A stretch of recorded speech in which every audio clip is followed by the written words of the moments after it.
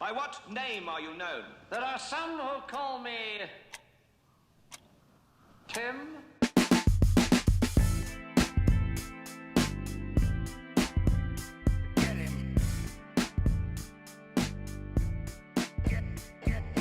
Hi, I'm the Chicago beer guy, Dave, host of the Beer in Front podcast, available wherever you listen.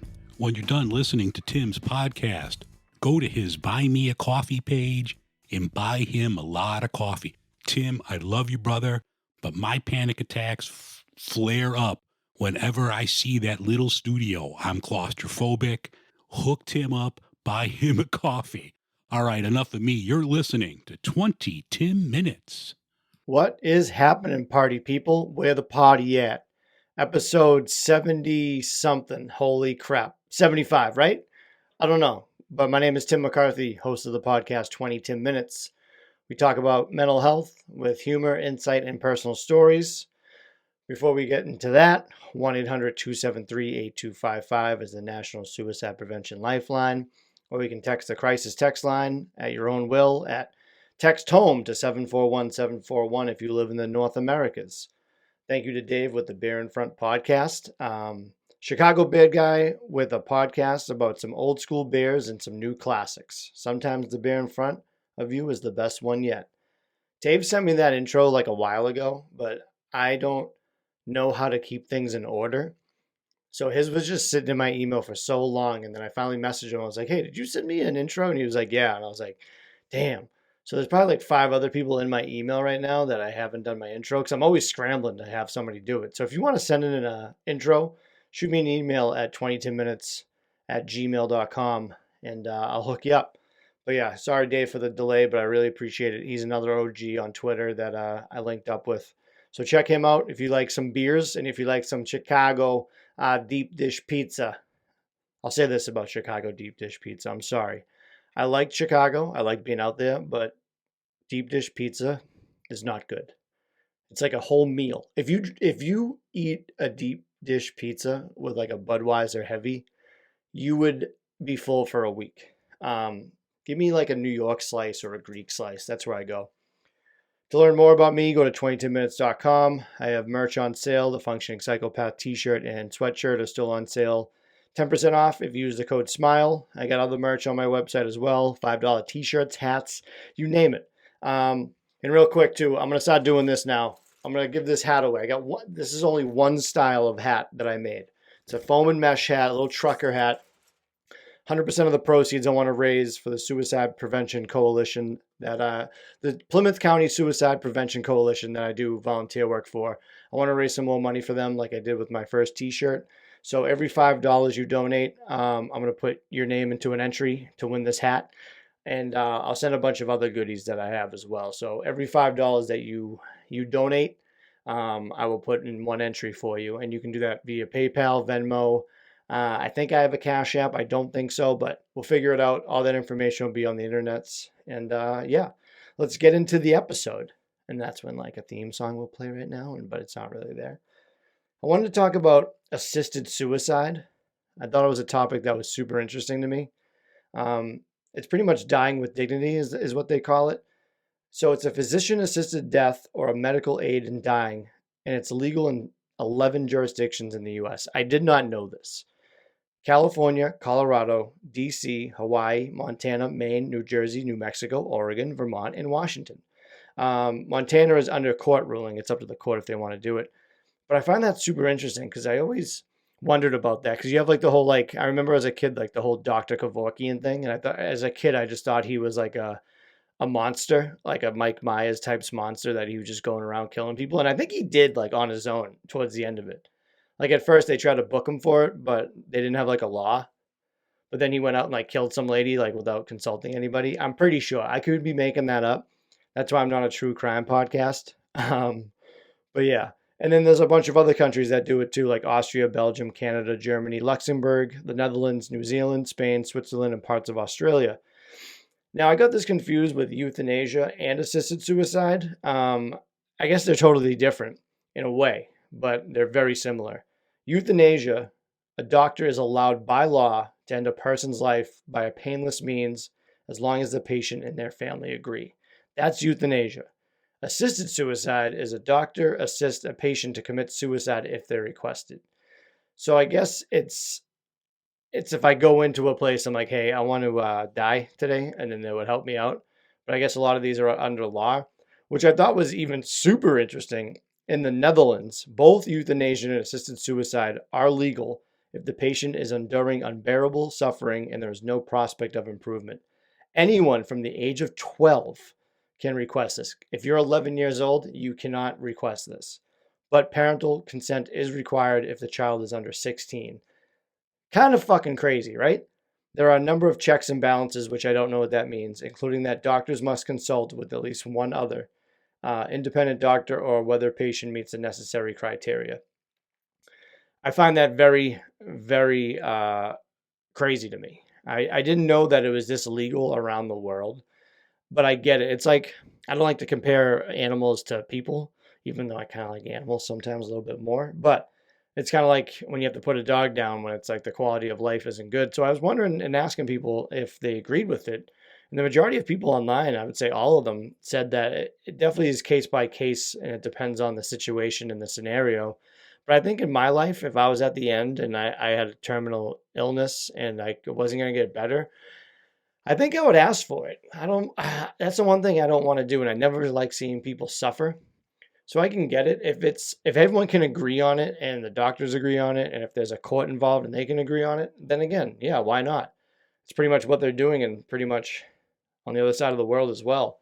So I don't like to ever give my opinion on things, but I do think that is something that should be taken care of. And if you wanted to do it, you can do it. You can't just go in and be like, yeah, I'll take one suicide, please. Yeah, just do it as quick as you can. The painless way is the way to go. I know there's like pills and you can take, but like lethal injection for for prisoners, that must not go well. Like they're like, okay, you're on death row. We're going to put you with a lethal injection. Is that euthanasia? That must be euthanasia, right? A doctor is allowed, but it's not painless means. So that's just straight up killing you. A lethal injection in jail. They're just going up and murdering you because you murdered a bunch of people. But he had a great personality, though. Isn't that weird with people with great personalities? You can't. That's like one of the things you can't say about yourself. Like, oh, I have a great personality, because that's weird. But then again, I think about it. If you don't think you have a great personality, you probably don't have a great personality. You know what I'm saying? It kind of doesn't make sense when I explain it, but I've been told I have a great personality, and like I know other people do. So like I think I have a good personality for the most part. But there's people out there that don't have that type of conversation, so they must have a bad personality. Oh, they say like, oh, I think I have a good personality. And then what if someone was like, no, you don't? That's going to be an awkward conversation. I think everyone has the potential to have a good personality. And you can say it's case by case, but not really. I think a great personality means you can adapt to a lot of people. I'm not saying like I have a great personality in the sense of like, oh, everyone likes me, because I know they don't. But yeah, I always thought that was kind of funny. I was thinking about that on my ride home today. It's also like 2 a.m. right now while I'm recording this episode. Because I always wait till last minute, because past Tim always likes to fuck over future Tim. Now, I looked into this. You know how I am with my my little, what are those things called? The acronyms? There's a new one, guys. Who? It's not who. It's the CUD, the Cannabis Use Disorder. Marijuana for medical use may result in rapid onset of cannabis use disorder, which I didn't think was a real thing. So let's dive into that. A new study using marijuana to treat pain, anxiety, and depression failed to address symptoms but doubled the risk of developing cannabis use disorder. People who were using marijuana for anxiety and depression were at greatest risk of developing CUD. Given the high risk of CUD when using medical marijuana for pain, anxiety, and depression, additional support may be needed. I didn't know this either. Weed is legal medically in 38 states. CUD was introduced in the DSM-5, which always comes up. The DSM-5. They used to have it separated to two different disorders, cannabis abuse and cannabis dependence, which they just morphed into one now. I didn't think that weed was addictive, but I guess it is now. I feel like everyone always back in the day when we went to Dare, they'd be like, yeah, weed is a gateway drug. I think everything can be a gateway drug. You sniff white out and you get high, you're like, all right, I'm going to start doing coke. or something like that. Obviously, if you have a problem with weed, definitely you should go get help. But I never thought of it like that. And there's like 11 different things that you would know if you have CUD. And a couple of them, I'm not going to go over all of them, but problems at work and school, I think, is a huge one. If you're smoking too much and you're not doing well in your professional life, that's probably a big sign. Difficulty controlling or cutting down cannabis, spending a lot of time with cannabis use, taking cannabis in high-risk situations, tolerance to cannabis, and then withdrawal when discontinuing cannabis. I looked that up like very quickly, and it was pretty much just like your appetite, sleep, and like your mood changes. So that's a withdrawal from, I can't even say that word, withdrawal, drawl. But yeah, I found that super interesting. And it is mild, moderate, and severe symptoms. If you have 2 to 3 mild, 4 to 5 moderate, and 6 or more symptoms is severe. So I want to say a lot of people out there are probably severe CUDs. You're a severe CUD. And if you have problems, you should go get help. I'm not making fun of that when people have addictions, but I do find it just super interesting. But this is where it gets weird. I read this. People are smoking toad venom. It's the hottest new trend in psychedelics.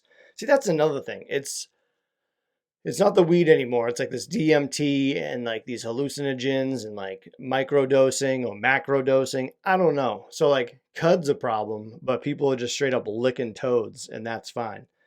Venom from the Sonoran Desert toad contains a psychoactive compound that can be ingested to induce a powerful psychedelic experience. While illegal in US, really? The substance is gaining popularity, and research on its active ingredients shows potential for treating depression. There's always like a start to something, like the chicken or the egg. Who's out there smoking toad venom? That's like, yo, dude, you gotta smoke toad venom, dude. It's gonna help your depression. Like, that sentence is fucking bananas, okay? Like, experts warn to keep in mind the safety and environmental concerns associated with toad venom. Yeah, toad venom. Like, straight up licking toads. Like, again, I don't know how do you even get that? Like, where can I go find toad venom? If I start asking for toad venom, is somebody going to be able to find it? And all these psychedelic drugs that people are doing, I guess it works, but to what extent, I guess? I guess with psychedelics, can you be addicted to psychedelics? You probably can, right? You can be addicted to anything, I've come to realize with addiction, which is also super interesting. It's super interesting. I keep saying super interesting, but it's super interesting. I have a great personality. I want to go over the myths of bipolar. I know I was going to keep on talking about this. One of the myths I read was bipolar disorder equals swinging between depression and aggression. False. The fact is, mood shifts caused by bipolar disorder exist on a broad spectrum. It's actually inaccurate to say all people with bipolar disorder go back and forth from mania to depression. I'm going to go over these real quick. I do this a lot, but for the sake of people joining the podcast later in the game. Bipolar 1 disorder, bipolar 2 disorder, and cyclothymia. Cyclothymia. Bipolar 1, you must have episodes of mania. Bipolar 1 disorder may include depression, but it's not necessarily to receive a diagnosis. Bipolar 2, which I have, you must be both hypomania, which is a less severe presentation of mania, and depression, which may be severe. Yeah, that's your boy. And then Cyclothymia. I have it written on the YouTube. That's how you spell it. Only some symptoms of hypomania and some symptoms of depression are needed to receive a diagnosis. These symptoms occur at the same time for periods on and off within a 2 years phase each time. Cyclothymia. Oh my God, I'm sorry, guys. I actually wrote it out the way you're supposed to pronounce it, and I don't think I even did that right. Cyclothymia is a rare mood disorder. It causes emotional ups and downs, but they're not as extreme as those in bipolar 1 or 2 disorder. With it, you experience periods of mood, noticeably shifts up and down from your baseline. In all three types of this bipolar, I'm going to go over the mania versus hypomania for the people that don't know. In all these three types, and that new one, the C disorder, I'm going to call it the C disorder because I can't pronounce it. The cyclothymia. Cyclothymia. Fuck. This episode's going off the rails. In all three types of bipolar disorder, when a person is not having an episode, they experience what's called euthymia. Euthymia, I can say that one, which is simply a calm state. I'm learning about this too, and it's like how many times I dig deep into bipolar, there's always something I learn new. While depression is among the most commonly experienced mental health condition, mania is rarer and less understood by the general public. And that's people listening right now is like, oh, what's the difference between mania and hypomania? So let me tell you. I'll let you know right now. Stay tuned. Mania and hypomania differ with respect to duration, intensity, and functional impairment. The duration in mania, an elevated or irritable mood lasts at least 1 week, which is terrifying. In hypomania, symptoms last for at least 4 days, which I deal with hypomania. If I had full-blown mania, god damn. The intensity. In mania, symptoms are severe, and in hypomania, they are mild to moderate.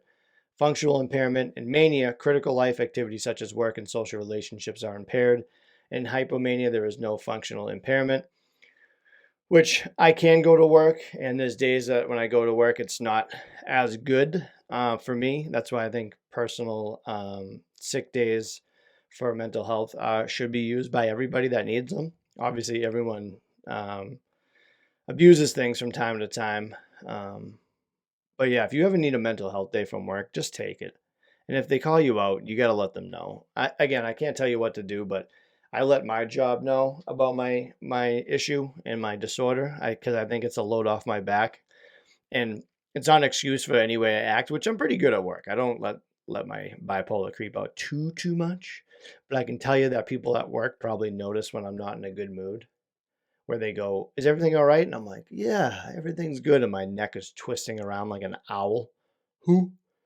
But that's a big debate I see on some Facebook groups I'm a part of. There's a bipolar Facebook group I just joined, and a lot of them are scared. And for a sense, I'm scared too for the fact of getting promoted for something or being judged. But then again, I'm pretty much safe from getting fired over it because then that's when you start suing and call Jim Sokoloff or Attorney Barry Feinstein.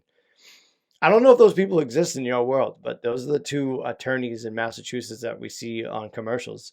Hi, I'm Attorney Barry Feinstein, and I will not rest until I'm absolutely convinced. You guys don't get that reference, and I apologize that I kept going with that. Yeah, so today was a good episode with learning stuff. So the assisted suicide is super interesting. I would love to know what you guys think about that. Medical marijuana, if you abuse it too much, you got CUD, which is Cannabis Use Disorder.